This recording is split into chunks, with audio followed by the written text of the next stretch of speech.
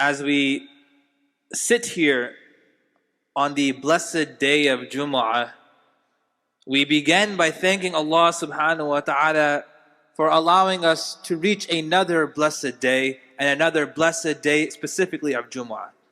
However, this one in particular feels a little bittersweet, knowing that the previous few Jumu'ahs that we were in, we were enjoying the fruits and the blessings and the rahmah of the month of Ramadan. Now, even though we have exited the month of Ramadan, that feeling and that longing for this month, it's still in our hearts. And inshallah, today in our brief discussion, we are going to deconstruct and unpack 3 ayat of Allah subhanahu wa ta'ala from the Holy Qur'an. And we'll see how the spirit, the momentum, the routine of Ramadan, we will continue bi'idnillahi wa ta'ala in the remaining 11 months. First, the only place in the entire Qur'an when Allah subhanahu wa ta'ala talks about the month of Ramadan by name, Allah subhanahu wa ta'ala, He says in the famous ayat we know, شَهْرُ رَمَضَانَ الَّذِي أُنزِلَ فِيهِ الْقُرْآنِ. But at the end of this ayat, after giving some prescriptions about the month of Ramadan, Allah says, وَلِتُكْمِلُوا الْعِدَّةِ, so that you all may complete the designated 29 or 30 days of fasting. وَلِتُكَبِّرُوا اللَّهَ عَلَى مَا هَدَاكُمْ, and so you may exalt and glorify Allah Azza wa Jal for guiding you all. And at this end, this last thing that Allah subhanahu wa ta'ala, He says, why is it that we fasted? One of the primary reasons we fasted, لَعَلَّكُمْ تَشْكُرُونَ, so you all may gain in shukr, so you all may gain increase in gratitude of Allah subhanahu wa ta'ala. Brothers and sisters, when we look at the ahwal of the Muslimun across the globe, we realize there is so much you and I are indebted to Allah Azza wa Jal to be thankful for. As Allah says, وَإِن تَعُدُّوا نِعْمَةَ اللَّهِ لَا تُحْصُوهَا, brothers and sisters, if you were to try and count every single blessing of Allah subhanahu wa ta'ala, we would not be able to count the amount of blessings that Allah subhanahu wa ta'ala has bestowed upon us. Why? Because Allah says, وَأَسْبَغَ عَلَيْكُمْ نِعْمَةً, we have showered, enamored, poured, overwhelmed you with blessings. Those which are zahira, those which are apparent, those which are batina, those which are concealed. There are those blessings, brothers and sisters, you and I, we don't even know we should be showing shukr to Allah subhanahu wa ta'ala for. This is why Imam Shafi'i rahimahullah, he says this famous qawl, that I should be showing shukr to Allah subhanahu wa ta'ala for the fact that He has given me the ability to be able to give thanks, give shukr to Allah subhanahu wa ta'ala. Now, this begs the question, why is it that we have all of these blessings? And as we exit the month of Ramadan and we shift our outlook to the remaining 11 months, why is it that Allah has poured us with so many blessings? Allah says Himself, brothers and sisters, إِنَّا هَدَيْنَاهُ السَّبِيلِ, we have guided you down this path. Why? To see if you and I are either a shakir wa imma kafura, whether we are an individual who is thankful or we are an individual who is ungrateful.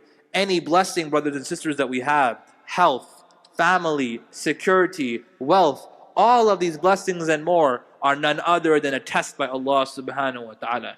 And when we show shukr to Allah subhanahu wa ta'ala, brothers and sisters, in these remaining 11 months, we have proven to ourselves, we have fasted these beautiful 30 days previously so we can gain shukr. But when we do show shukr to Allah subhanahu wa ta'ala, none benefits, brothers and sisters, except us. We are Allah Azza wa Jalla is Al-Ghani. He is free from any need. He is absolvent. He does not need us to show shukr to Him. Rather, it is us who benefits. As Allah subhanahu wa ta'ala, He tells us elsewhere in the Qur'an, that when one of us we show shukr, when we show thanks to Allah subhanahu wa ta'ala, لَأَزِيدَنَّكُمْ, I will increase you in that same blessing subhanahu wa ta'ala that we are being thankful to Allah subhanahu wa ta'ala. This begs the question, how do you and I show shukr? It is a 3-step process, as the scholars they tell us. All 3 parts of our body must act in unison. First, our heart and our mind must try and understand all of the blessings Allah subhanahu wa ta'ala has given us. And we said it's impossible, but try and think of some of these blessings. Like we said, family, health, wealth, all of these blessings, try and understand them. The second is our tongue must testify As Allah says in the end of Surah Duha, وَأَمَّا بِنِعْمَةِ رَبِّكَ فَحَدِّثْ. And speak, recall, and show shukr and glorify your Lord for the blessings He has given you. We say, Alhamdulillah, thumma Alhamdulillah. And finally, the third part is our body, our limbs, all of our jism must act in accordance to that blessing. If Allah subhanahu wa ta'ala has given us the gift of sight, what is it that you and I are watching? He has given us the gift of hearing. What is it that you and I consume? If He has given us the gift of wealth, what is it and how is it that we spend our money and we earn our money? This is the first reason we fasted in the month of Ramadan, brothers and sisters. لَعَلَّكُمْ تَشْكُرُونَ. And in these remaining 11 months, you must carry forward this spirit, this understanding that we show shukr, we show gratitude to Allah Azza wa Jal. The second verse I wanted to deconstruct was a beautiful metaphor that Allah subhanahu wa ta'ala has painted. Allah subhanahu wa ta'ala, He says, وَلَا تَكُونُوا كَالَّتِي نَقَضَتْ غَزْلَهَا مِنْ بَعْدِ قُوَّةٍ أَنْكَاثًا. Allah subhanahu wa ta'ala, He lays a parable, He lays an example of an individual, and He says, don't be like the person who spins, who weaves yarn or weaves string. And for anyone who knows how this is done classically, this is a very tedious, a very meticulous, a very tiring and an exhaustive process. And Allah says, مِن بَعْدِ قُوَّةٍ. Eventually this person, they work hard, they spin their yarn, they spin their fabric, and it comes to مِن بَعْدِ قُوَّةٍ. It starts becoming solid. It starts becoming mathbut. It becomes firm. It becomes like a finished piece. And then what does this person do? أَنْكَاثًا. This person starts to undo all of their hard work.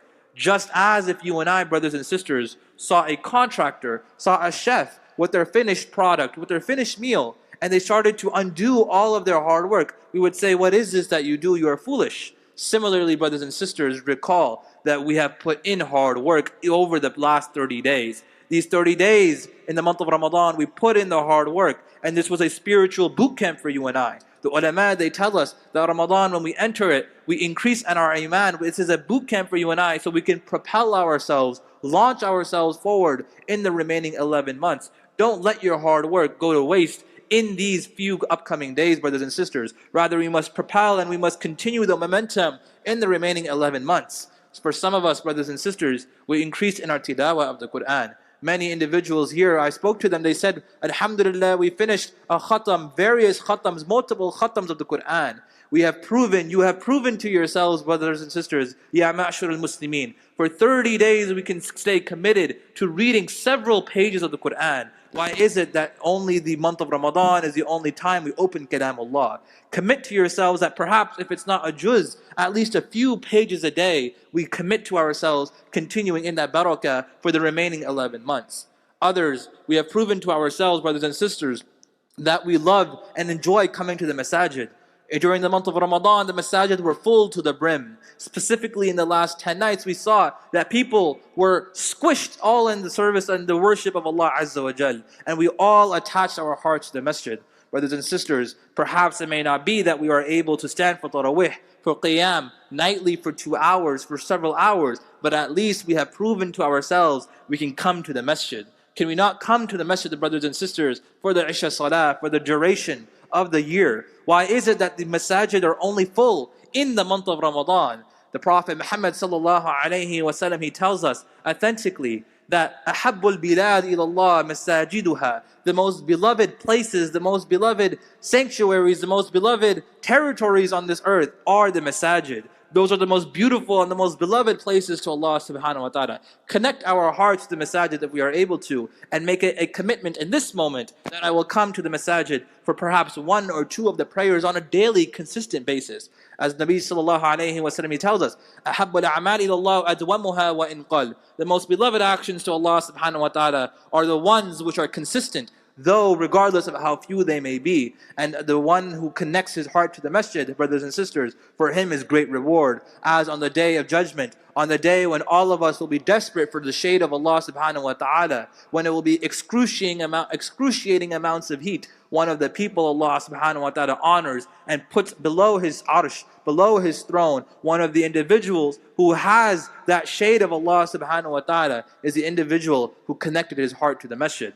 For others, brothers and sisters, perhaps we prove to ourselves, brothers and sisters, that you and I, we were able to fast. Yes, in the beginning, for the first few days of Ramadan, it was difficult. But we have proven to ourselves that our bodies, they became accustomed. They were able to understand, and they were able to jump along and get used to the act of fasting. Brothers and sisters, the month of Ramadan should not be the only time we give up food and drink for the sake of Allah subhanahu wa ta'ala. Allah writes an ample amount of reward for the individual who is able to fast. And Allah subhanahu wa ta'ala gives you and I a golden opportunity to continue our momentum. Allah subhanahu wa ta'ala and the Prophet Muhammad sallallahu alayhi wa sallam teach us that an individual who pairs the month of Ramadan with 6 fasts in this beautiful month, Allah subhanahu wa ta'ala writes for this person as if he fasted for the entirety of the year. Subhanallah, that's the amount of reward, the opportunity you and I have. Don't let the month of Ramadan be the only time we fast for Allah subhanahu wa ta'ala's sake. And even outside of this month, we are able to perhaps fast on the Mondays and Thursdays, and additionally on some of the Ayyam al-Abiyad, on those white days, the 13th, the 14th, and the 15th of each month. And the final verse, brothers and sisters, I wanted to tackle, I wanted to understand, I wanted to dissect, was when Allah subhanahu wa ta'ala, He talks about why is it that we fast, another primary reason, why is it that we fasted in this month, and how we can continue that momentum going forward. Allah subhanahu wa ta'ala, when talking about those who fast in this month, كُتِبَ عَلَيْكُمُ الصِّيَامُ كَمَا كُتِبَ عَلَى الَّذِينَ مِن قَبْلِكُمْ, that fasting has been prescribed upon you, just as it was prescribed upon those who came before you. Why, brothers and sisters? لَعَلَّكُمْ تَتَّقُونَ. This is the $1 million answer. Everyone here, we fasted. Why? None other to gain the taqwa, the God consciousness, the God fear of Allah Azza wa Jal. And we all understand what taqwa of Allah subhanahu wa ta'ala is. But every person here, brothers and sisters, has proven to themselves that the taqwa of Allah subhanahu wa ta'ala is present in their heart.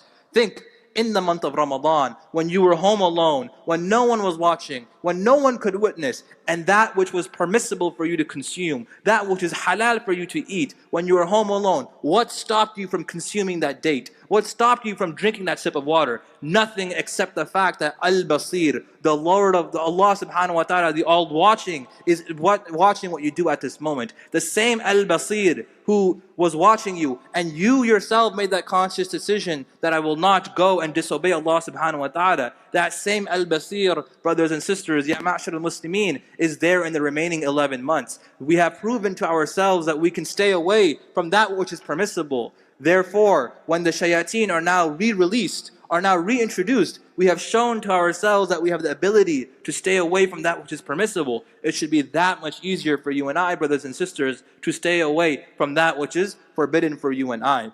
And of course, our iman, our taqwa will not stay the same as it was in the month of Ramadan. This is normal. This is what Nabi sallallahu alayhi wa sallam himself promises us. The Prophet Muhammad sallallahu alayhi wa sallam, one of his most famous companions, Handala radiallahu anh, was one of the bestowed, one of the most beloved companions of the Prophet. Nabi sallallahu alayhi wa sallam gave this individual the honor of being the secret keeper of Nabi sallallahu alayhi wa sallam. Some top-notch and some important information was given to this individual himself. Handala radiallahu anh, he one day comes to Abu Bakr radiallahu anh, and he says, Ya Abu Bakr, I fear I have become a munafiq. And Abu Bakr radiallahu anh, he says, Ma'adallah ya Handala, what is this that you claim? For if you have become a munafiq, then who else will be free from this giant claim that you make?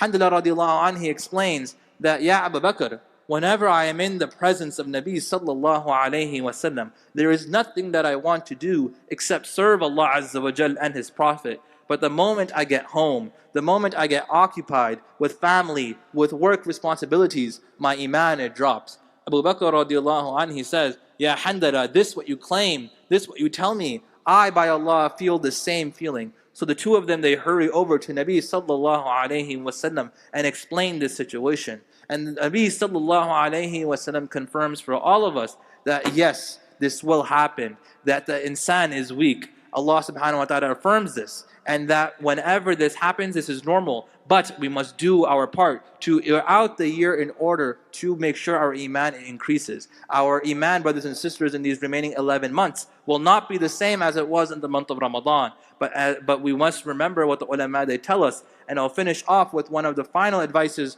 the ulama, the scholars, they tell us on how our outlook should be in the remaining 11 months. We all must do a self-diagnosis check. We must all do a personal exam and recall to the individual we were before the month of Ramadan came, and set that as our new lower bound. We set that as our new lower threshold. And we remember that all of the new habits that we brought in, the good habits, all of the new bad habits that we let go in this month of Ramadan, we make it a commitment to ourselves, brothers and sisters, that throughout the remaining 11 months, I will not cross that lower threshold. And this way, when the following Ramadan comes, we are only able to increase. And then we are able to stack our Ramadans on top of one another, so that our best Ramadan, bi'idhnillahi wa ta'ala, will be our final Ramadan. Ya ma'ashar al-Muslimin, as we exit these month of Ramadan and we are remembering and we are reminiscing of our beautiful memories, let not all of your hard work go to waste. It is an obligation upon all of us to continue that momentum, to continue that newfound spirituality, to continue that newfound iman in the remaining 11 months. For Ramadan was nothing more than a spiritual boot camp, so that you and I could be propelled into the remaining 11 months bi'idhnillahi wa ta'ala. I pray that Allah subhanahu wa ta'ala gives you and I and everyone the tawfiq to do amal on what has been said. أقول قولي هذا وأستغفر